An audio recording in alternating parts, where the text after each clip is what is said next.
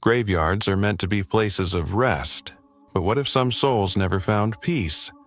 What if beneath the soil and stone, something ancient still watches, still waits, and sometimes still follows? In tonight's video, we bring you 3 terrifying true stories that take place among the tombstones. Turn down the lights and brace yourself, because what you're about to hear is not folklore, it's fact. Subscribe now to Mr. Darkveil for more real horror from the shadows. Story 1. It was the spring of my junior year, and like most of the other kids in my high school, I had to complete a set number of community service hours to graduate. Most people snag the easy gigs, volunteering at libraries, cleaning parks, walking dogs at the shelter, but I was late submitting my application, and by the time I did, the only spot left was helping maintain the old Willow Creek Cemetery. Nobody really visited that place.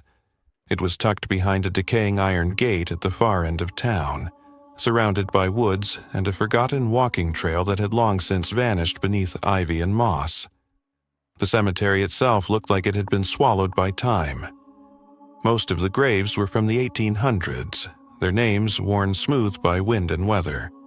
The few that remained legible bore dates that made me pause.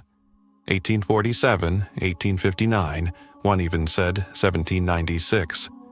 I remember thinking how eerie it felt to stand above someone who had been dead for more than 2 centuries. My job wasn't difficult.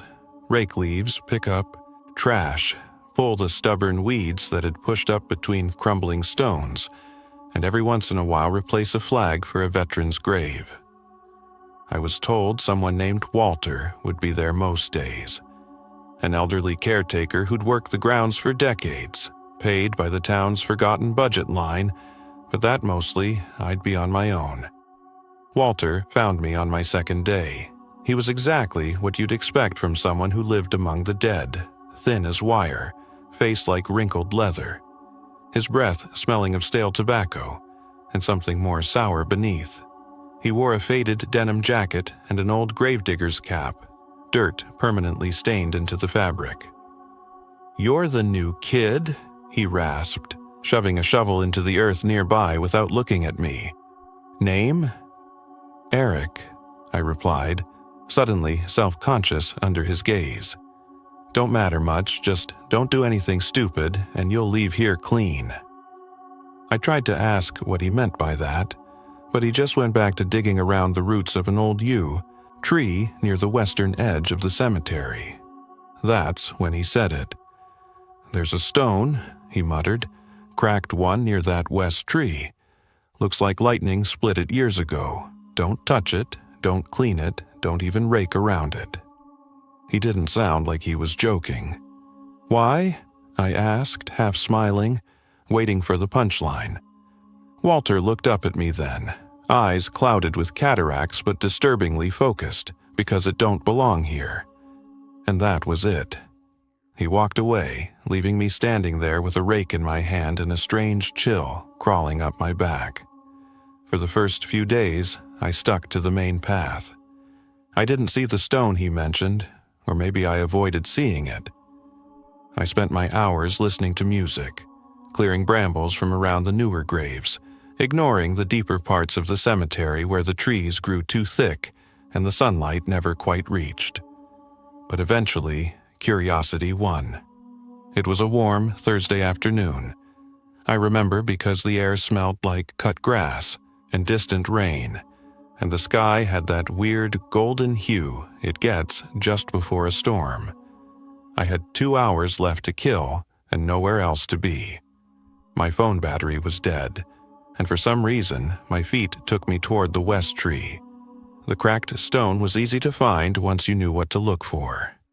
It leaned slightly to the left as if it were sinking into the earth, and a deep fissure ran right through its center. No name was visible, just a single initial. E. I wasn't even sure why I reached down. Maybe it was defiance, maybe it was boredom, maybe it was something else. Some quiet hum in the back of my brain urging me closer. I brushed a gloved hand over the surface, sweeping away the dead leaves and moss, and then my bare fingertips touched the stone. It was warm, not sun-warmed, not faintly heated. It was like pressing your hand to skin, alive. I yanked my hand back immediately, heart pounding, but the damage was done. That night, I woke at 3:17 a.m. to the distinct sound of footsteps in my hallway, slow, deliberate, like someone dragging one foot slightly behind the other. I lived alone with my dad, and he worked night shifts. The house was supposed to be empty. I sat up in bed, barely breathing. The footsteps stopped just outside my door, then nothing. I didn't sleep again that night. The next morning, I tried to rationalize it, old pipes, dreams, whatever. I went back to the cemetery like nothing happened, but from that day on, things started changing. First, it was the smell. My bedroom began to reek faintly of soil and roses, not the kind you buy in stores, the wild kind, sharp and sweet and cloying, the kind that grows along graves in stories your grandmother tells. Then the dreams began. At first, it was just darkness, floating, silence. But the second night, I found myself staring up at a wooden lid mere inches from my face. My fingers scraped the inside, nails catching splinters. I could hear muffled voices above me, laughter, then a scream.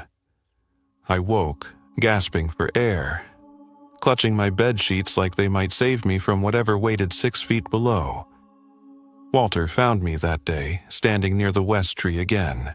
Though I swore I hadn't meant to go back, it was like I was being pulled. "You touched it," he said. I tried to lie, failed. He shook his head. "I can smell it on you. Soil, death." I told him about the dreams, the footsteps, the warmth. He didn't laugh, didn't question, just nodded slowly. "You're lucky. Some don't get warnings, they just get taken." He told me to return at dusk. I wasn't going to. I told myself he was just crazy. But when 6 p.m. rolled around, I was back at the cemetery gate, my heart hammering against my ribs. Walter stood waiting with a tin lantern and a bag slung over one shoulder. We walked in silence to the stone. The sky was darkening, wind picking up. The kind of wind that carries whispers if you listen too hard. He pulled out a circle of salt, old bones wrapped in string, and muttered something in a language I didn't recognize. Then he pressed a small iron nail into my palm. "Close your hand. Don't drop it."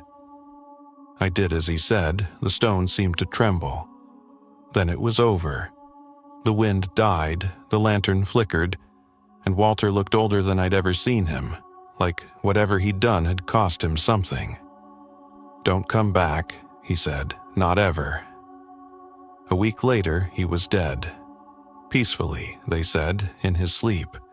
His funeral was small. I went, standing at the back, unsure if I even belonged there. Afterward, I returned to the cemetery one last time. They'd buried him under the west tree.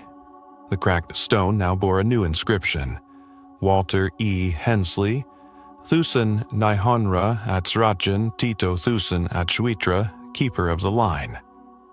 I never told anyone what happened, not my dad, not my friends, but I stopped having the dreams. After that, the footsteps ceased. My room smelled normal again. Still, I think about that warmth, that pulse beneath the stone, and I wonder what would have happened if I'd touched it twice. Story 2. I've always had a fascination with places the world forgets. Abandoned houses, crumbling railroads, dusty old libraries with water-stained ceilings. So, when my college photography professor assigned us to find a theme for our final portfolio, I didn't hesitate. Decay and silence. I planned to photograph historic cemeteries, the kind where weeds grow taller than tombstones, and names are barely legible under centuries of moss. That's how I found the graveyard behind St. Alora's. I was doing research online and came across a blurry aerial shot of a ruined church a few miles outside of town. It wasn't listed on any map, but someone in an old message board thread mentioned a cemetery hidden behind it. There were no reviews, no public entries. Exactly the kind of forgotten space I was looking for. I took the drive alone on a damp Thursday morning in late October. Fog clung to the trees, and the sky had that heavy gray tone that makes everything feel still, like the world is waiting to exhale.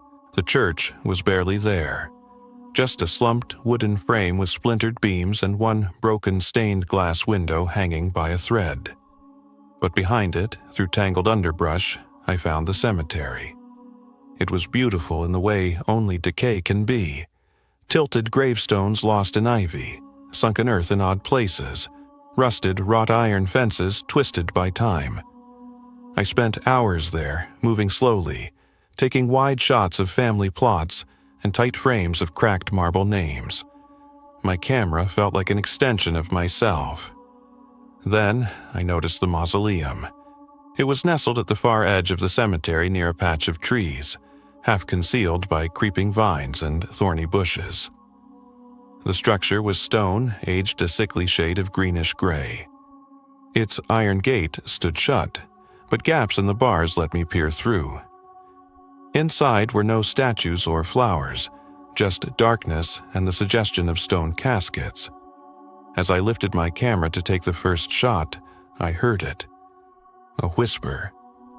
At first, I thought it was wind threading through the trees. But then it came again, closer this time. The words weren't clear, more like murmurs, traveling just out of comprehension. I froze, every part of my body going tense. I glanced around, no footsteps, no cars on the nearby road. I was alone. Trying to shrug it off, I took the picture anyway and moved on.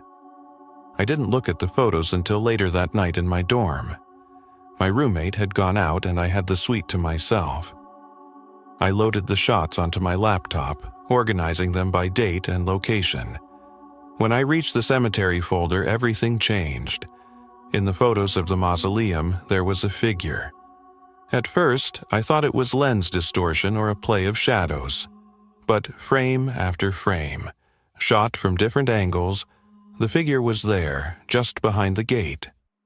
A man, or what looked like one, with a face that wasn't right. He had no eyes, just smooth, flesh-colored skin where his eyes should have been. His mouth was open far too wide, unnaturally stretched, like a scream caught in silence. I slammed the laptop shut. It was just a trick of the light, I told myself. Some vandalized statue inside the tomb, that had to be it. Still, I couldn't sleep that night. I kept thinking about the whispers, the way the leaves hadn't moved even though I'd heard something, and that face. The next day, I returned to the cemetery, not out of bravery, out of obsession. I needed to see if that figure had a rational explanation, something physical, something I could touch and dismiss. I brought a flashlight, pepper spray, and a growing sense of dread. The cemetery was quiet, too quiet. Even the birds didn't sing. I reached the mausoleum again, heart thudding in my chest. Peering through the iron bars, I saw nothing but darkness, no sign of the figure. I took a few steps closer and flashed my light through the gaps. Nothing, just dust, cobwebs, and stone. No statue, no person, no explanation. That's when I saw the dirt, a fine trail of loose soil that hadn't been there before leading, away from the mausoleum, disappearing into the woods. I didn't follow it. I left, fast. That night, around 2:30 a.m., I woke up gasping. The room smelled like earth. Not the fresh kind, but the dense, moldy smell of grave soil, wet and old. I turned on my bedside lamp and froze. Across my floor, someone had scattered dirt in a pattern. It wasn't random, it was deliberate. It formed the shape of a door, a rectangular outline, almost perfectly measured, as if inviting something in or marking where something had already stepped out. I jumped up, flicked on every light in the dorm, and swept the dirt up with shaking hands. I checked the locks 3 times. There was no one there, but the smell lingered thick and rotting. The whispers returned the next night. This time, they didn't wait until I was asleep. They started just after midnight, soft at first, then rising in waves. I couldn't make out words, but I knew they were directed at me. I curled into bed, headphones on, music blasting to drown them out. It didn't work. On the 3rd night, my roommate came home early. She found me standing in the hallway barefoot, whispering toward the window. My hands were muddy. I didn't remember getting out of bed. The next morning, I found scratches on the inside of our door, thin, parallel grooves etched into the wood, right at shoulder height, like fingernails. I tried to talk to someone about it, campus wellness, even a local priest, but no one took me seriously. They said I was stressed, maybe depressed, overworked, but the whispers never stopped. By the 6th night, I couldn't sleep at all. I sat awake, staring at the door, waiting. At 3:17 a.m., the same time every night the whispers came again, but this time they were clear. They said, "Closer." The voice was breathy, guttural, and impossibly close, as if the speaker stood inches from my ear. That's when my roommate screamed. I turned to see her standing in the hallway, pale, eyes wide. She had found me outside, again, barefoot, in the cold, standing at the edge of the woods behind our dorm, facing nothing, repeating the word, "Closer." She called my parents the next morning. I was pulled from school for a semester. I deleted all the photos from my camera, wiped my hard drive, threw away the memory cards. But the dreams, they never really stopped. Every now and then, I still hear faint whispers. If I wake between 3 a.m. and 3:30 a.m., I check the floor every morning for dirt. Most days it's clean, but last week, years later now, I found something that made my blood run cold. A new mausoleum had been built on campus, donated by a historical preservation group for memorial education purposes. I went to see it. Couldn't help myself. Inside, carved faintly into the base of the structure, in lettering barely visible, was one word, "Closer." Story 3. There's a family tradition we've followed for as long as I can remember. Every year, on the same night in November, no matter the weather, no matter the day of the week, we'd visit my grandparents' grave. It started when I was around 6 or 7, back when my parents would bundle me in a heavy coat and scarf, drive us to the edge of town where the older cemetery sat, nestled between cold hills and silent woods. We'd bring fresh flowers, usually marigolds and a candle or 2. My mom said it was important we didn't forget, that we had to keep the light going. As a kid, I didn't understand what that meant, but I liked the ritual, the silence of the graveyard, the crisp air, the way the candle flame flickered in the dark like it was breathing. There was something strangely comforting about it. By the time I turned 16, life had begun to change. My dad had taken a job out of state and my mom had started working double shifts.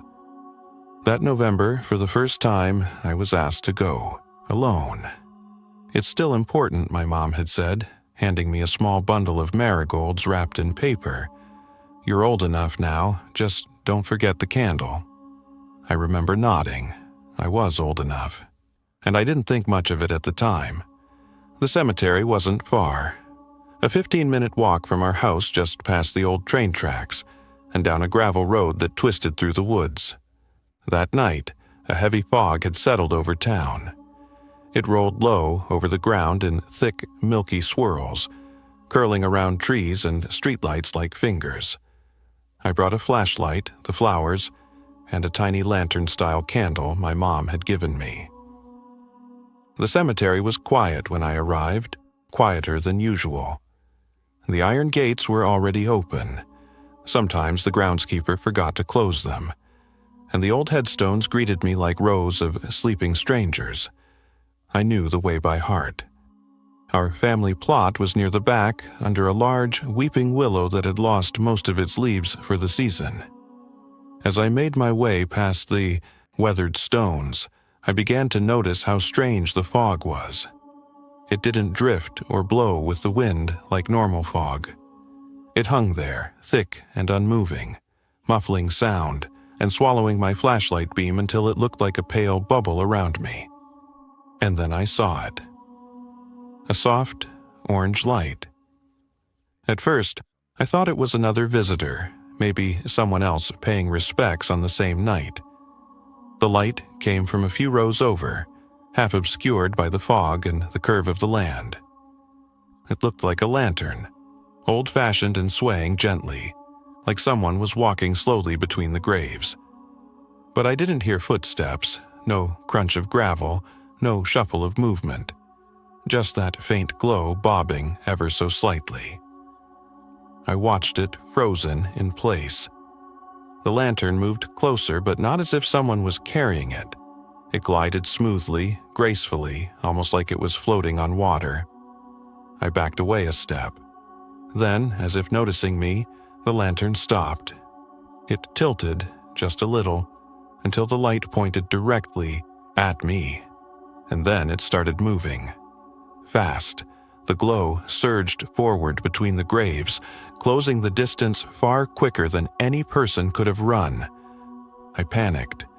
My flashlight slipped from my hand and bounced across the path. I turned and ran. I didn't care where I was going, I just ran, the fog thickening around me until the trees and stones all blurred together in shades of gray and white. Behind me, the orange light grew brighter, closer. I could feel it. Not heat, but something else. A pressure, a weight, as if something massive and unseen were chasing me, gliding just behind my back. That's when I tripped. My foot caught on something, maybe a root or a sunken stone. I don't know. I fell hard, rolled and landed on the edge of an open grave. That's what stopped me. The grave was fresh. Raw earth mounted to one side, a rectangle of yawning darkness that had no business being there. I knew the layout of this place, knew who was buried where. There was no burial scheduled tonight. No one should have been digging. And yet, there it was. I stared into that hole, breath ragged, unable to move. The glow was behind me now, just out of sight, but I could feel it, close, breathing down my neck. Then I felt hands, not grabbing me, not pulling, pushing. Two firm hands pressed against my shoulders and shoved me back, away from the edge. I toppled onto my side, rolled once, and hit the cold ground hard. Everything went black.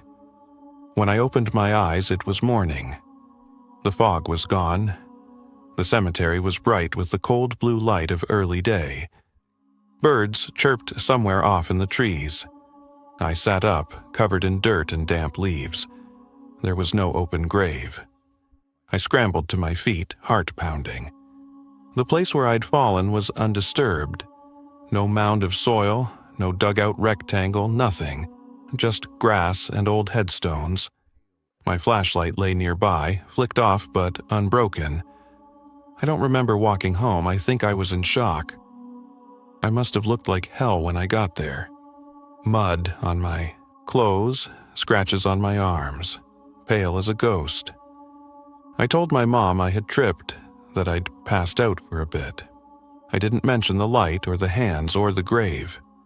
It wasn't until weeks later, when she pulled out an old family album, that I learned the rest.